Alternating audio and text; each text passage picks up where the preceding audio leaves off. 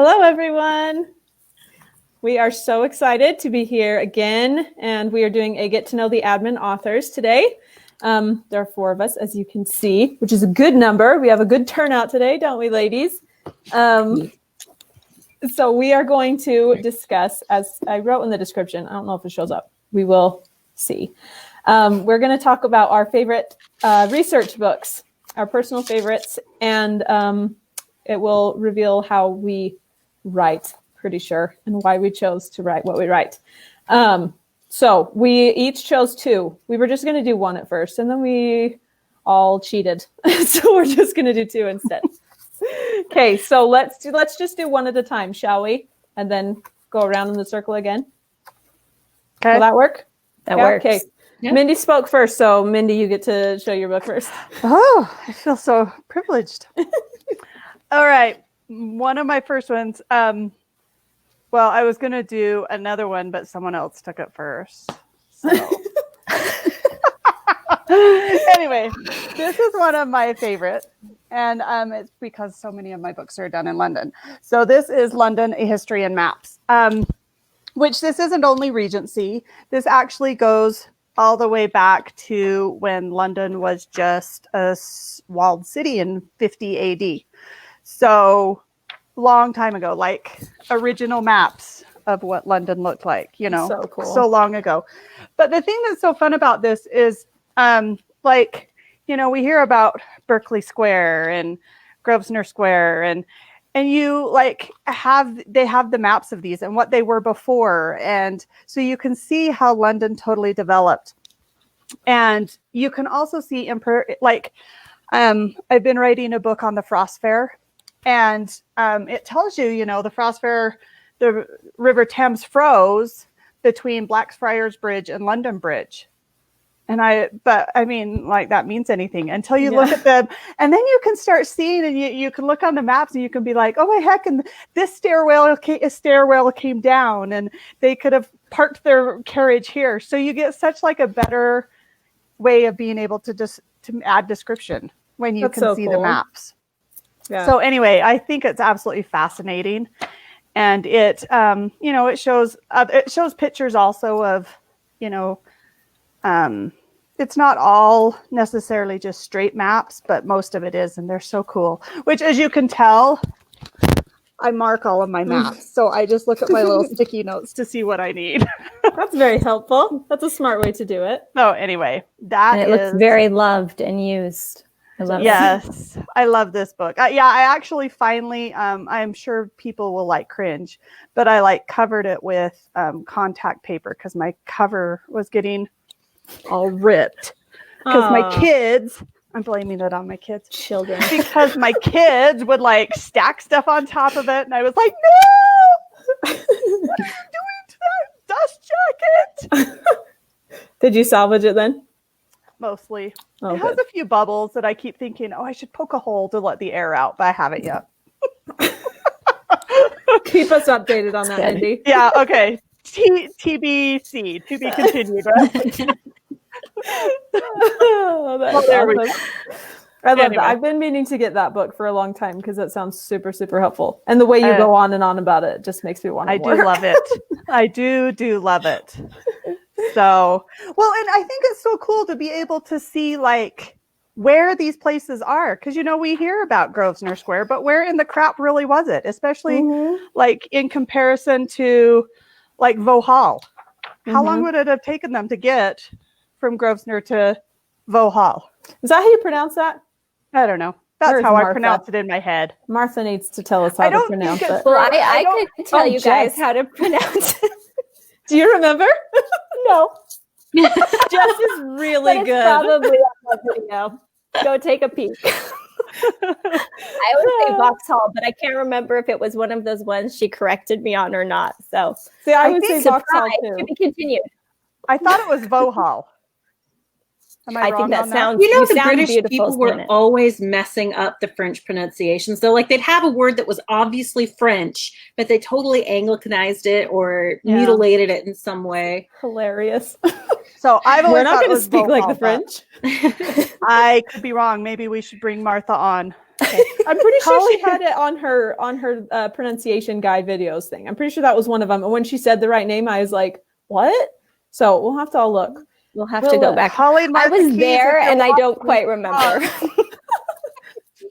I watched some of it, but I don't remember which one that's on. So. All right, but we'll accept however you say it, Mindy. I'm not sure if it's even Grosvenor Square, because if you look at all of those letters in there, there's like a bajillion that I'm like, I don't know that I say that letter. Is it Grosvenor? Grosvenor? Yeah, anyway. Grosvenor? I don't know. I tend to refer back to Mary Poppins in my head and think, what did they call those? I think Mary Poppins mentioned it, and it was Grosvenor.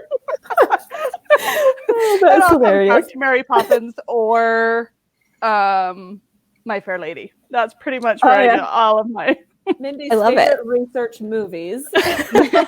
Super accurate. Oh yeah. So there we go. Okie dokie. Who wants to share their research book next?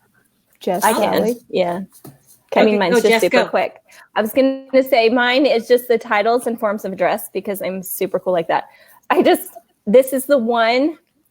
Okay, I'm going to be honest. When Deborah gave us this assignment, I stressed over all my books for like an hour, and I felt like I was trying to pick a favorite child. And like you're with one child and you're like, oh my gosh, you're my favorite. And then you like look at the other and you're like, no, you're my favorite. And so I was sitting there and I like texted them all a picture. I'm like, I can't do this. Like, this is too emotionally hard for me right now. So I just grabbed this one because it's the one I use every time. So it's not necessarily like I have like this love affair with it. Your kids must not draw smiley faces on your blinds. Because mine is more like, I love you because you didn't just draw on mine. So we have different, I think, ideas of how we love our children. Yeah, I guess, maybe from time to time I have moments like that. But I don't think your children could put my children to shame in the creativity. Creativity area. Destructive creativity. But so this is one that I feel like forms of address, like I feel like I'm like, oh, I totally have those. And then every time I'm like, but do I have those? And then I'm like, what? I didn't have that right. And for those who might not understand what this book is like the holy grail for so many of us Regency authors. I have a copy. I know Mindy has a copy. Do you have a copy, Deborah, or something like it? I do not touch titles because they scare me too much. Yeah. But if I ever did, I would have a copy. But this thing makes sure that we know how to address people. Like if you have a dowager duchess, a duchess, two countesses, and a baroness all in the room together, who is more important and how do you address all of them? I mean, and it even tells you how to address like first sons versus second, third sons and the wives of titled sons who aren't necessarily going to inherit things. I mean, it is the holy Bible for how to talk to people in the Regency era. Yep. Yeah. It's so confusing. It is great. And I feel like, insane. And I feel like when I actually look at it, I feel like because I know it's so complicated, I second guess myself. So even when I know I'm right, then I'm like, but am I right? But it's like that, like, thing in your head where you're like, wait, no. So I feel like I always have to check. Because it not only does like your nobility titles, but it does like all titles. Yeah. So like, did you realize that the Archduke of Canterbury and the Archduke of, is it York is the other one? The two archdukes, or not archduke, archbishops of Canterbury and York rank higher than a duke, unless it's a royal duke. Who knew? Who knew? I certainly didn't know because I only use it for exactly what I need it for. I know. Well, I did not know that, but maybe if I write a book involving them, I will figure that out, Mindy. I was reading it for fun one day because I had gone through all of the titles, and I was like, never really thought, holy cow! And then I was like in awe. Who knew? So I know it's a great book. So it's super handy. It is. It's the best. Shaylin just said, she says, as a dumb reader, I wouldn't know if you screwed up on your forms of address. Those are the readers we like. Not that you're dumb. No, it's just like we like that you're not going to be upset with us if we get it wrong. Yeah. As much as you try and try and try and research and research and research, Yep. like it's so crazy hard. We also have another comment from Becky. She says, "How do you pronounce the ton? I think it's supposed to be ton like 1,000, but it just sounds so blasé. In my head, I pronounced it more French or like ton." I say Isn't it like tone? Yeah, Martha said in her video, what was it? I believe she said it's like tone. Yeah, ton. ton. Just like that. Yeah. Ton. I say ton, and I'm just going to say it like that forever. And I've always just said ton, so I'm pretty sure that's wrong, but that's okay. Just as long as you're not a narrator, I mean, Yeah. say it however's comfortable for you. Yeah. Becky, if you do want to know for sure, research or go back into our videos, and Martha has the correct way to pronounce it. And I say it a different way in my head than I do out loud. Because in my head, if I were to say it tone, I would totally spell it wrong. It's like waistcoat. I do not say waistcoat when I'm writing because otherwise I write it wrong. I have to say waistcoat. Yeah, for sure. So totally two different. I'm sitting here and I'm like, waistcoat, what's a waistcoat? And then I'm like, oh yeah, that was on Martha's video too. Yeah, it's really a waistcoat instead of a waistcoat. Of everyone, I should have known what you were speaking of, and look at me. Nope. It wasn't in your forms of address. We do not expect you to know that on this show. Don't expect me to know everything. My gosh. If you would have brought the Jane Austen clothing book, then yes, you would have totally just been shamed. But you didn't, so you're all good. Okay, dokie. Sally, do you want to share your book next? Sure, I will share. So I'm the one who took Mindy's book that she was going to use, and then I changed books anyway. What? Because I'm doing the Regency furniture book. Well, now I'm going to have to run up and get my real one. I have mine. I could just hold it up while you talk about it. Okay. Okay. So this seemed like such a dumb one to get. And this book was like printed in the 80s. So it's an older book that I got used online.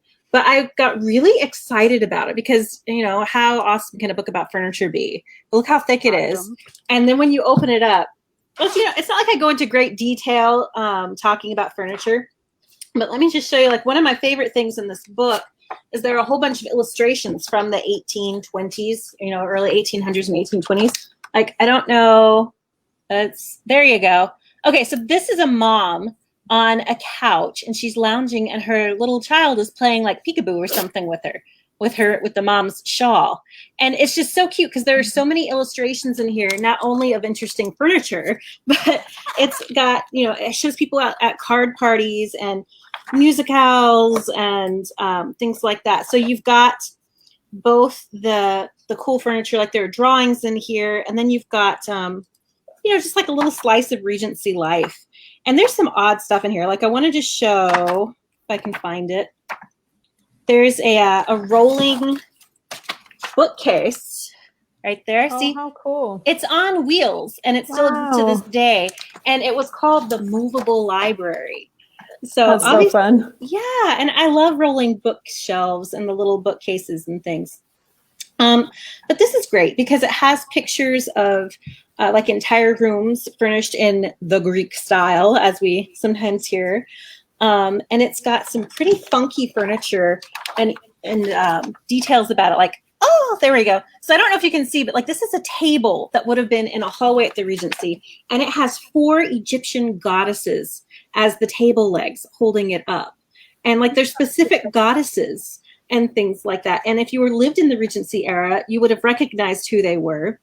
And and that's the picture of what it looks like, you know, today, whatever house it's in. But then on the opposite side, and I won't try to show you all these diagrams because I'm sure that's just frustrating. But on the opposite side, it shows like the designer, how he pictured it looking. And so you've got the table with the goddesses holding it up. And then on top of it, a clock with another Egyptian goddess like holding the clock, and then these vases that have Egyptian heads of gods on them. And it was like a whole decorator style. And I love this book for that reason, because it shows couches and it shows beds, and it helps with kind of envisioning what the Regency parlors and sitting rooms and music rooms would have all looked like. Yeah, so for sure. yeah, I found that it helps me, like when I'm explaining when somebody walks into a room and where people are sitting or what kind of furniture is there. Like their sofas are totally not like our sofas at all. They sit like up to 6 people, some of them, because they're so stinking long, but they don't look like they would actually be very comfy to lounge on. For that, you would have wanted a couch, and the couch is more like what do we think? More like a Chase lounge. You know how we think of Chase lounges? Yeah. So it's fun to look and see all the different furniture and setups, and then like those cute pictures of family, sitting around and actually using the furniture. So it might seem like a boring book, but I've loved it so much. No, Most I feel people like would probably think a lot of these books are boring books. no, I was just gonna say, I feel like every time I see one, I'm like, and I'm writing that down. I'm gonna get those too. I have a problem, obviously, but I'm like, I have like a shelf 6 feet long full of research books that I've seen somebody else mention, like, ooh, I need that one too. I know. I know we should not share each other's research books so that we can save our budgets. Yep. Man. Have our own little lending library. Oh, there's an idea. Becky says, so cool, Sally. I love Regency furniture too. See? We've got another person who thinks this is awesome. Yay! Another person out there. One. Got it. Singular. Okay, so my research book is not about the Regency era at all, but this is one of my favorites. Talks about bowel maidens, and that was what my my Pen Harrow book was on, my latest Cornish romance book. I really like this one because before I knew much about bowel maidens, like I was like, I kind of wanted to get to know a little bit more about it. And I was looking for research books, and there are like 0 research books about bowel maidens, except for by one woman. And it's Lynn Myers, I think. Unless it's a man. I'm pretty sure it's a girl. I should probably figure that out. There's a picture on back. Woman. I was right. Okay. But like I started reading the book, and it was like eye-opening, and just completely like I was able to create a story from reading it, and like all of our books and research books do, but like it was just very eye-opening to see. And my favorite thing are like the little, because they don't really have pictures back then in like the 1700s, 1800s, obviously. So they just have the sketches, and you can barely see like what it would be like. So this girl right there, she's breaking down the rocks with a giant hammer, and that's what she did like all day long. So like, I know. So learning about them is just amazing. So I want to write like a whole series about bowel maidens just because of that specific book, because there's so many like real stories about the women who are just, they're pretty hardcore. Pretty life-changing for you, because you've talked about them for, I mean, almost, I've talked to you about them for more than a year. I know. And so it was one of those books. I think that's awesome. Yeah. And it is, that's funny you said that, because that's absolutely what it is. Like, it's absolutely life-changing. And I've been searching for a year to try to prove that I'm related to some bowel maiden somewhere, and I still have yet to figure it out. And it's been a blasted year. So any prayers will be grateful. So what if it turns out you're not? I will not take that for an answer. You will keep looking. I will. And It'll I be will like not her put myself 12th cousin in. 10 times removed, but she will find one. Exactly. I have found relatives. I'm like I think my 8th separate cousin or something like that was Cornish. So I was like, I'm taking it. I'm kind of Cornish. So So if your husband ever brings you a family tree chart and there's like a whiteout on it, be suspicious. Yeah. Like, he's falsifying the evidence just to get you over it. Oh, for reals. Jamie says, I adore that book, Deborah. I had no idea what a bowel maiden was. It was fascinating. Ah, yes. Bowel maidens are my favorite. I will talk about it forever. Like Mindy basically just said. And Casey, Deborah, you're a bowel maiden in spirit. Thank you. There's no kinder compliment right there. There isn't. I'm like going to turn red from blushing. Okay, let's move on to the next one. Mindy, do you want to share your second book? Do you have a second book? Sure. Yeah, well, yeah, but I'm trying to decide if I'm having Sally share my second book or my actual second book. I've got it right here. So I might be doing 3. But this is my other one, and I before I knew we were really doing 2, I was faking doing 2 because they're related. You might think this is the same book, but it's not. It's a life. So Life and map. history is They're 2 different books.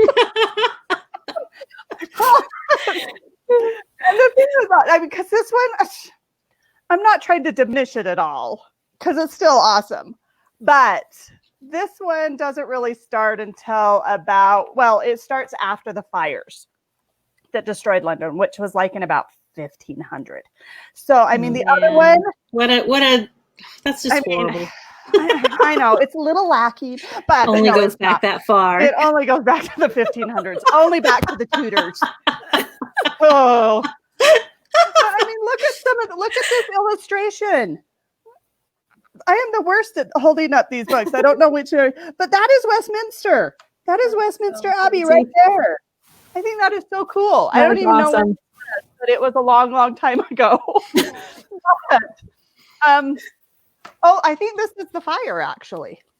But anyway, because of the fire, the Great Fire.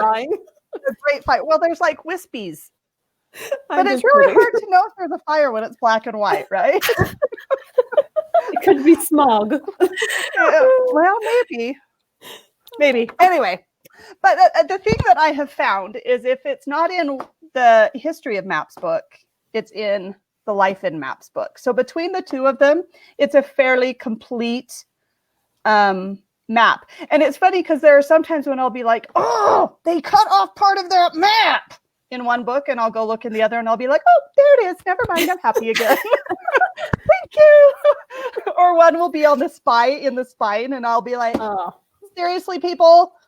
And then I'll come and I'll be like, oh, look, there we go. Awesome. And then I'm all happy. It's little things that make me happy like that. So anyway, this is my other one. Maps are pretty much my thing. I absolutely love maps. I was really sad because I had these maps that I wanted, one of England, one of Scotland, and one of Wales. Or maybe it was Ireland was one of them too.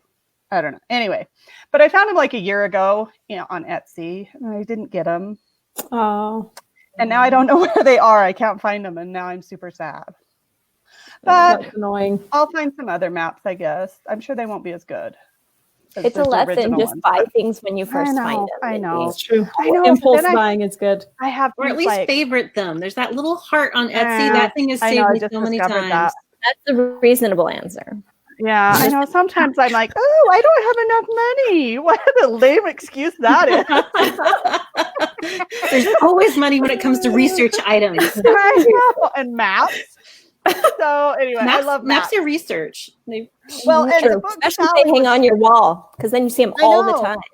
I know, because then I could just gaze at them longingly all the time. It's true. So they'd have to go behind glass, though, because as I've said, I have children that have a tendency for marker smiley faces. So that might have to. But I can't tell who just made that comment, but I just have to say really quick before I forget, there is a book called Walking Jane Austen's London. Mm-hmm. Grab that book, even if you're not going anytime soon. I have that as a research book. It is fascinating, and it shows you where all kinds of crazy things are and what Jane Austen would have seen on her daily walks when she visited London. Get that book. I don't know who said that comment, but get that. That was Becky. Becky, get that book. Becky said, my dream is to take a Regency tour of London someday, so I may need to buy that book to take with me so I know where everything would have been. Yeah. Walking Jane Austen's London is a really, really good one for that. I found out all about King Lud from that book, and I won't tell you who he is because you should get the book and find out yourself. There's your teaser. I was going to say she's even good at hooks for other people's books. Look at that. Oh, that is funny. Well, okay, who wants to go next? I will. Becky said, I will. Thank you. I'm seriously going to do it someday soon. Do it. And then share pictures in the Sweet Regency Romance Fans group. Okay, Sally. Okay. Let's see it. All right, so this is my second book since we were allowed to cheat and grab a second one. This one is called Life in the English Country House. Ooh. And again, this is Thrift Books Find. If you haven't discovered thrift books yet, it's dangerous, but it's so much fun. So this one I like for a lot of the same reasons that I like the furniture book. It gives you lots of glimpses into what life would have been like, especially in the summers after, you know, the gentry and the nobility went home after their season in London. It talks about house parties and fox hunting and the type of things that they would have amused themselves with. And then you also have a bunch of cool pictures of the houses and how they would have been set up. These all the cool black and white images. It's so fun. And like there's some really fun firsthand accounts in here. There was a French ambassador who went to England in the late 1820s, and when he was first writing, and we've got his letters, when he was first writing letters at the beginning, he was just, oh, the English really know how to get together and have fun, and they're always in these common spaces, because being in a common room together was a big deal. Late Regency, early whatever came after the Regency,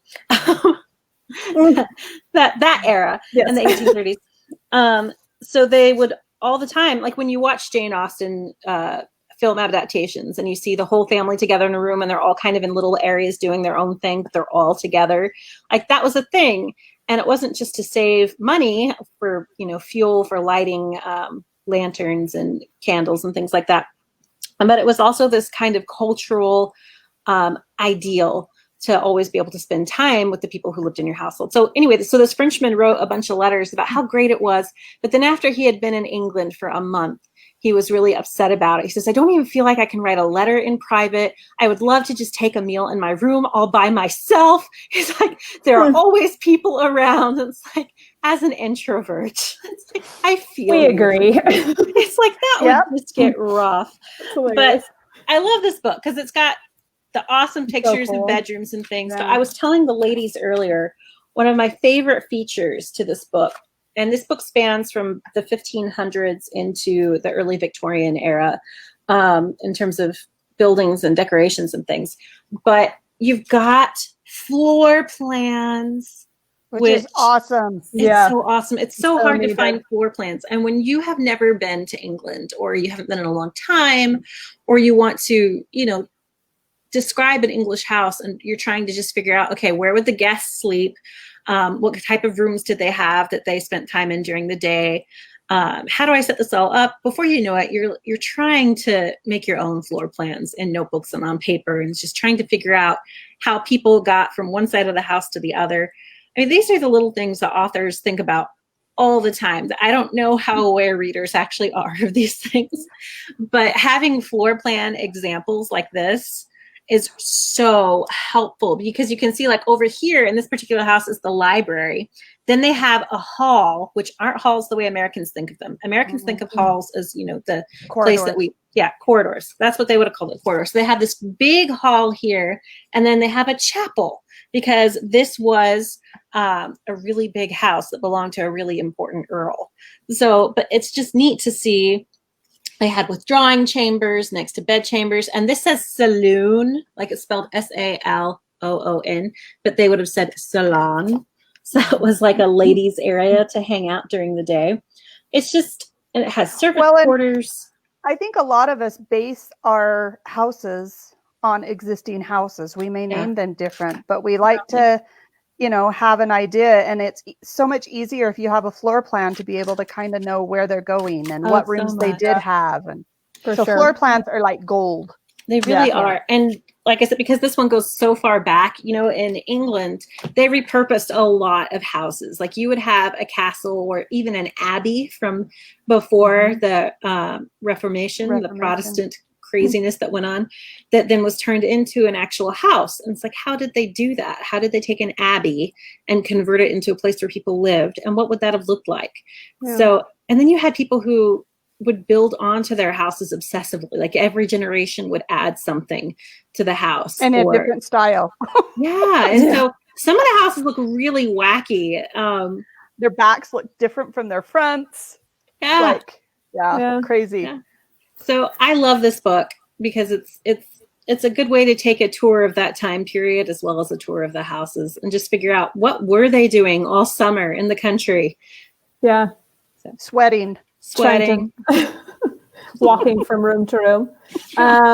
Jen says, I love floor plans. And Shaylin says, do you all use, we're running out of time, so let's answer this quickly. Do you all use your books or the internet more in your research? I know after reading some of your books, I've had to look stuff up on the internet. Bow Maidens was one of them. So do you use the internet or books more for your research? Both. 50-50. Yeah. I think I lean slightly more towards the internet, but there are books on the internet. Because it's easier to click a tab than to have to thumb through pages. Plus, I Yeah. have to get glasses. Well, I feel like too, like when I read a book, I tend to read most of it, and then it just becomes a reference in my mind, and I only pick up the book to make sure I'm getting it right. Yeah, that's what I do.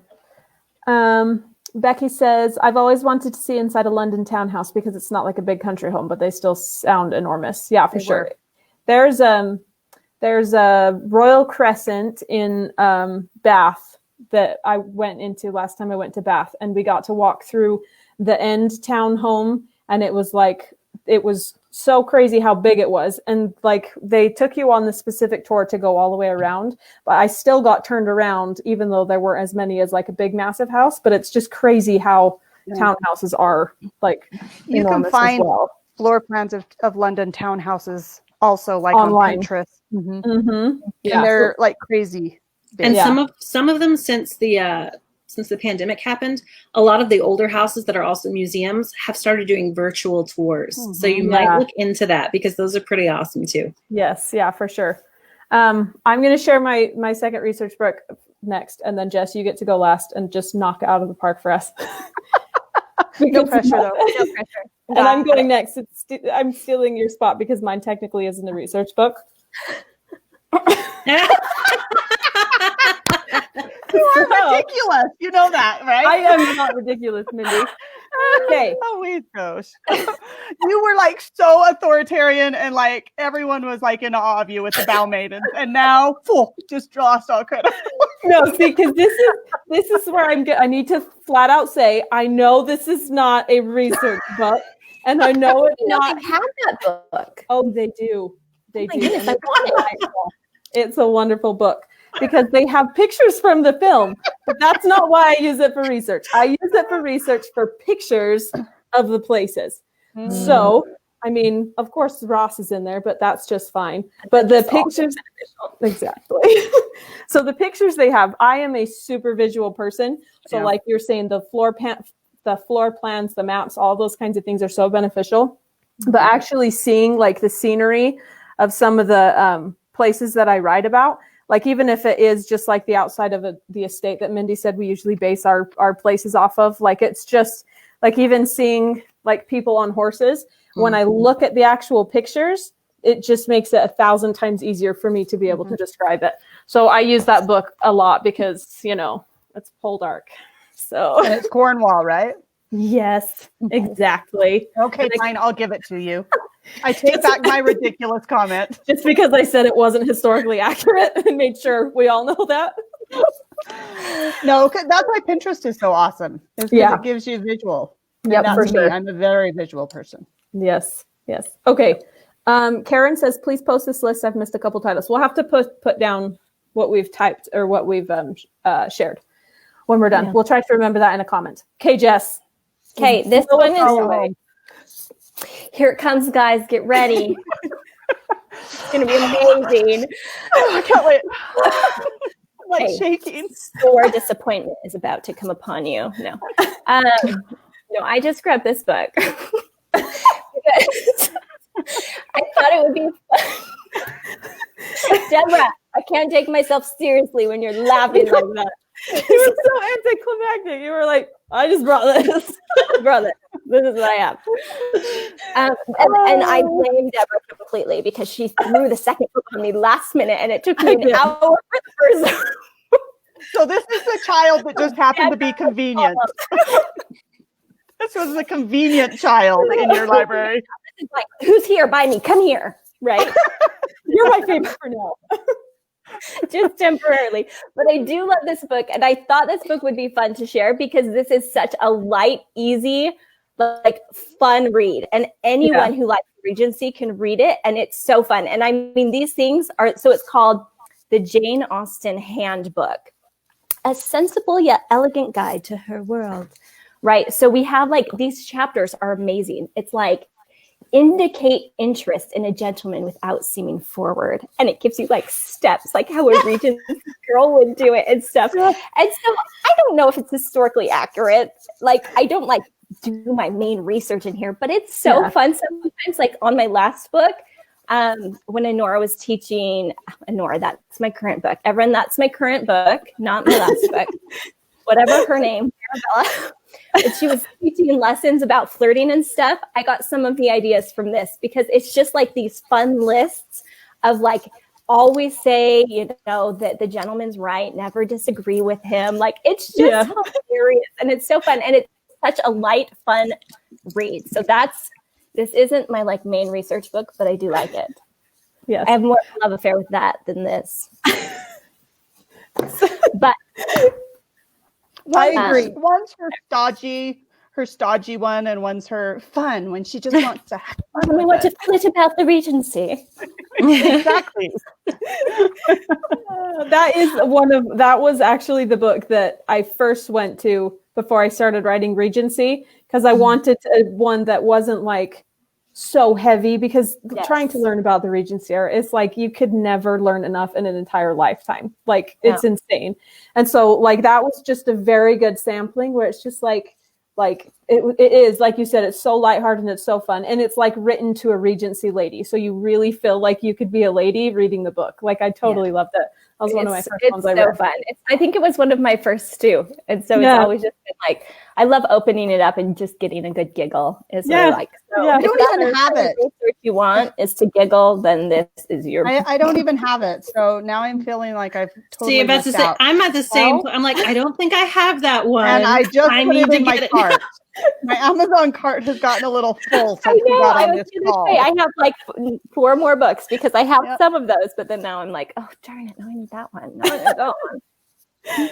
Now I need the full dark one. I don't even write in Cornwall, and I have no reason except for it's full dark.